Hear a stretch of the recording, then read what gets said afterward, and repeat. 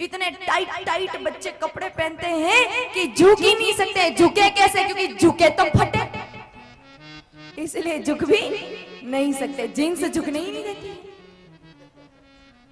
इसलिए जितने नौजवान युवक यहाँ बैठे हैं जो जीन्स पहनते छोड़ देना। वैसे आप जानते हो ये जीन्स क्या है?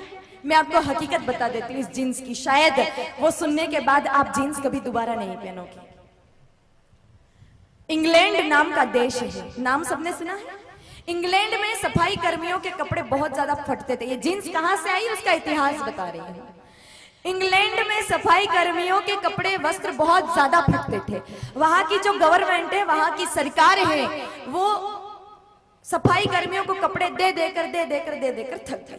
तब इंग्लैंड सरकार ने, इंग्लैंड गवर्नमेंट ने एक आदेश जारी किया, एक फरमान जारी किया। कहा कि जो कोई व्यक्ति ऐसा कपड़ा बनाएगा जो मोटा हो, जल्दी फटता ना हो, जल्दी गंदा ना होता हो, तो उसको इंग्लैंड सरकार उचित दाम देकर, उचित मूल्य देकर खरीद लेगी। जैसे ही ये फरमान हिंदुस्तान में आया, उस समय भारत की अरविंद मिल ने, ध्यान से सुनना, हिंदुस्तान की अरविंद मिल ने सबसे पहले जींस बनाया और भेज दिया इंग्लैंड। किनके लिए? सफाई कर्मियों के लिए, गटर साफ करने वालों के लिए।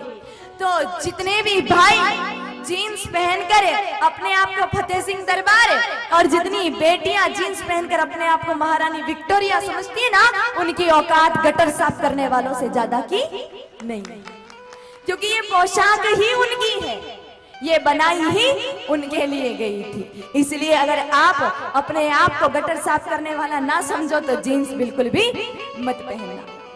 और विडंबना कैसे? लड़के तो पहनते ही पहनते, पर लड़कियां पीछे नहीं है जीन्स पहनने में। लड़कों की जीन्स होती है एडी एडी तक, और लड़कियों की जीन्स होती है घुटने घुटने तक। ऊपर टी शर्ट पहनती है जिसके बाएं स्लीव्स तो होती नहीं, उनको देखकर ऐसा लगता है कि इनकी आस्ती ने कोई उंदरे गुतर कर ले गए।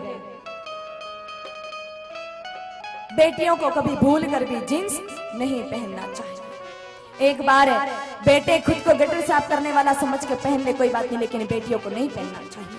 देखो आज हमारे हिंदुस्तान में बेटियों का अपमान हो रहा है।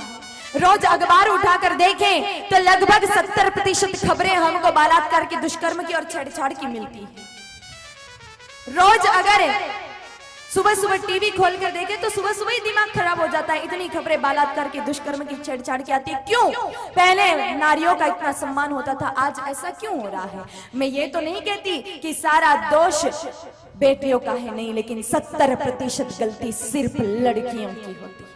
जब टाइट टाइट जींस और अधनंगे कपड़े पहनकर कोई लड़की बाजार में गुजरेगी और किसी दुष्ट पापी की नजर पड़ गई तो पूजा की थाली लाकर आरती उतारेगा क्या? फिर तो इज्जत ही जाएगी।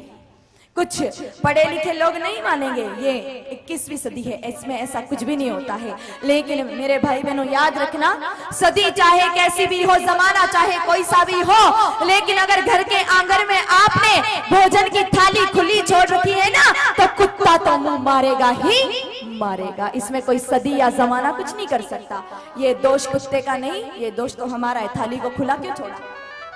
अगर ढक के रखते तो किसी कुत्ते की इतनी औकात नहीं है कि ढक्कन उठा के उसको जूठा कर सके। इसलिए बेटियां अपने वस्त्रों पर थोड़ा विशेष ध्यान दें और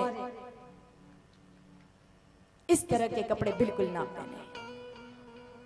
वैसे भी लड़कियों को ऐसा लगता है कि हम जीन्स में ज्यादा सुंदर दिखते हैं, ऐसा बिल्कुल नहीं। आप स्वयं दो लड़कियों की तुलना करना, एक ने भारतीय संस्कृति के अनुरूप कपड़े पहने हैं, सलवार कमीज पहना है, अच्छे से दुपट्टा लगा रखा है, बाल पर तिलक लगा रखा है और मेकअप बिल्कुल नहीं कर रखा है, लिपा पोती बिल्कुल नहीं की है, और उसके सामने दूसरी जीन्स वाली लड़की है बिल्कुल मॉडर्न, खूब सारी लिपापोती कर रखी है। दोनों की तुलना करके देखना, जो भारतीय संस्कृति के अनुसार कपड़े पहनने वाली लड़की है ना, वो माता सीता, माता रुक्मिणी, माता अंबा, दुर्गा, भवानी, जगदम्बा जैसी दिखती है, और जींस वाली लड़की किसी राक्षसी शूर्पणखा पूतना से कम नजर नहीं आती। आजकल कोई कम कपड़े पहनता है ना, तो हम लोग क्या कहते हैं? फैशन में है। फैशन की परिभाषा क्या? मतलब हमारे दिमाग में यह है कि जो जितना कम कपड़ा पहनता है, जो जितना ज्यादा नंगा है, वो उतना फैशन में है। ये तो कोई फैशन की परिभाषा नहीं हुई। और अगर सिर्फ कम कपड़े पहनना ही फैशन है ना, तो फिर हमसे ज्यादा फैशन तो कुत्ते करते हैं, क्योंकि कुत्ते भेड़ बकरियां तो कपड़े ही नहीं पहनते, वो तो बिल्कुल ही फैशन में। फिर